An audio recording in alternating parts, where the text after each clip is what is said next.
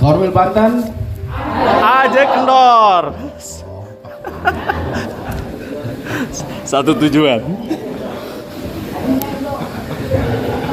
Aja atau Aje? Aja. Aje kendor gitu. Kita ulang ya. Ya ba'da. Amma ba'd. Dilimpahkan kepada kita sehingga acara ini kita semua dapat berkumpul sesuai dengan apa yang telah kita rencanakan semua, dan mudah-mudahan apa-apa yang kita rencanakan bisa terlaksana dengan sebaik-baiknya sampai akhir dari acara ini, karena rentetannya sampai besok malam kalau nggak salah ya. Besok juga kita ada kegiatan ruqyah syariah, mudah-mudahan juga dapat membawa manfaat, dapat berjalan dengan sebaik-baiknya sesuai dengan moto dari SSDG Korwil Banten, aja yang artinya jangan bagian. Dia syukur alhamdulillah di tahun ini merupakan kegiatan yang pertama ini tahun 2025 kegiatan pertama ya. Udah. Dan mudah-mudahan semua anggota Korwil SSDG betul-betul tuh memegang motonya aja kendor, karena saya lihat beberapa tahun yang lalu udah mulai kendor. Iya, betul lah. Iya, seperti itu. Dan syukur alhamdulillah Allah memberikan kesempatan kepada Korwil Banten, iya, untuk mengemban amanah melaksanakan kegiatan SDG dalam berupa syiar.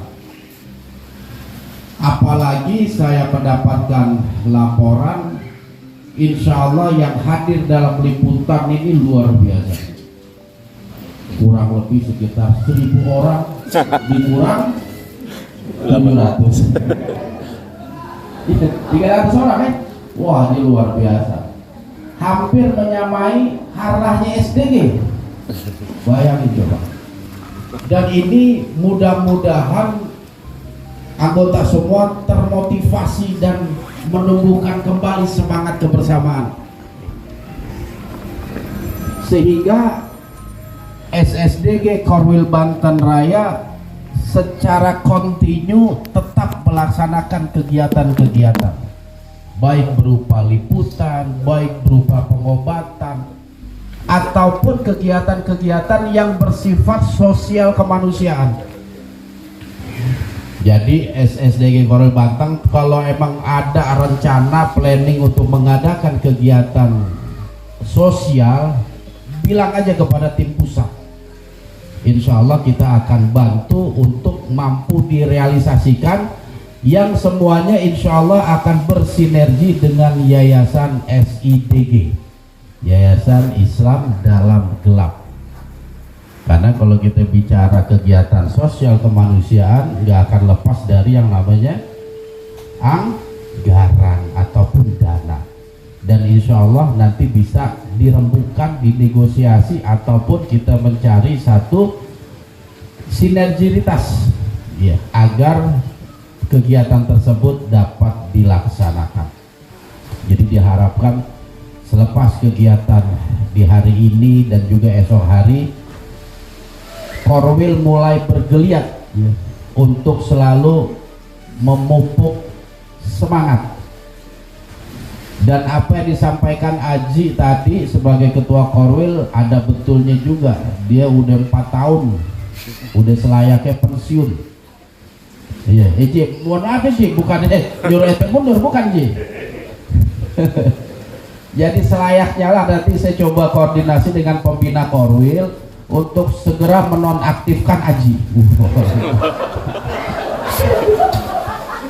Iya. Karena memang aturan kita itu ketua hanya menjabat 2 periode, 1 periode selama 2 tahun, dan bisa dilanjutkan 2 tahun kemudian.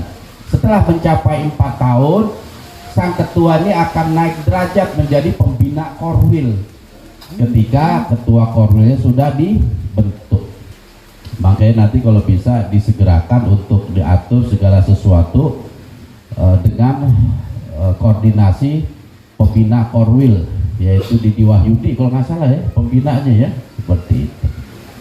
Ya, jadi anggota yang lain saya harapkan memiliki ketersediaan lah ketika nanti diangkat untuk menggantikan posisi Aji, karena Aji ini selama 4 tahun wah luar biasa itu. Lihatnya ubannya udah makin banyak.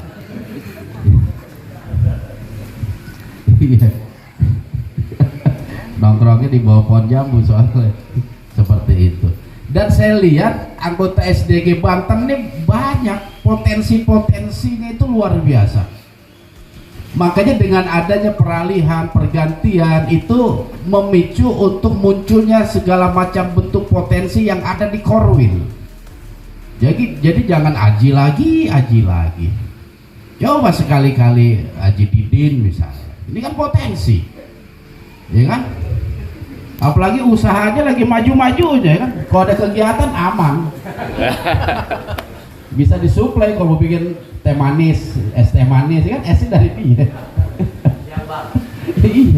Potensinya dia luar biasa sebenarnya Banten yang saya lihat. Cuman kadang itu tuh nggak mau muncul.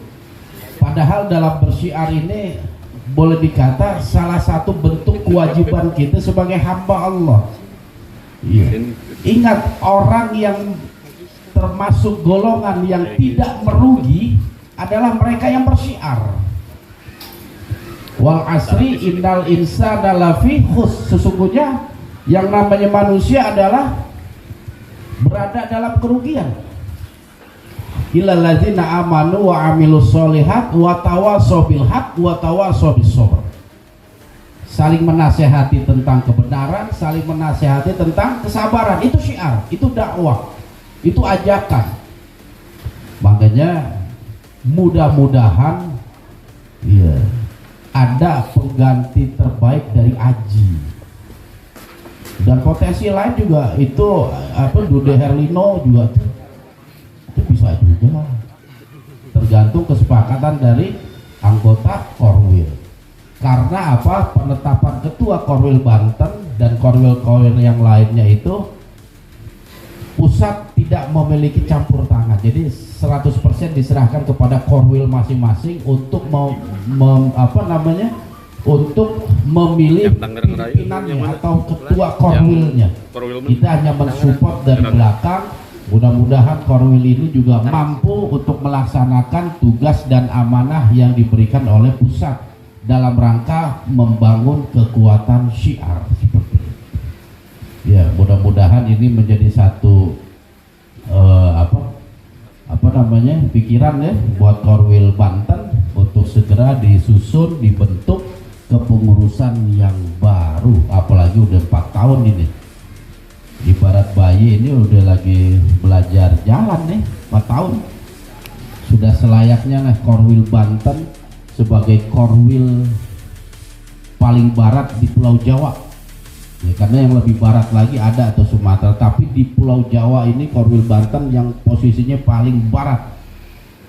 Dan Banten ini terkenal sebagai salah satu daerah yang memiliki situs peninggalan baik prasejarah, kerajaan-kerajaan dan lain sebagainya, termasuk pendakwah Islam. Jadi lengkap sebenarnya Banten kalau mau kita gali secara mendalam.